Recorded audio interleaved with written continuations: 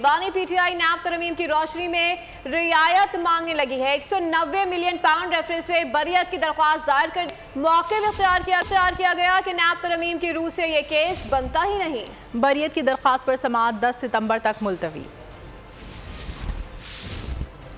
बानी PTI 190 million pound case से जान छुड़ाने लगे। नैब तरमीम की आड़ में रिलीफ मांग लिया। अहम मामला अडियाला जेल में 190 मिलियन पाउंड रेफरेंस की समाअत में सामने आया। बानी पीटीआई की जानिब से बरियत की दरख्वास्त दायर की गई। वकील नईम हैदर ने मौक़िफ़ इख्तियार किया कि नैब तरमीम फैसले के बाद 190 मिलियन पाउंड का केस बनता ही नहीं।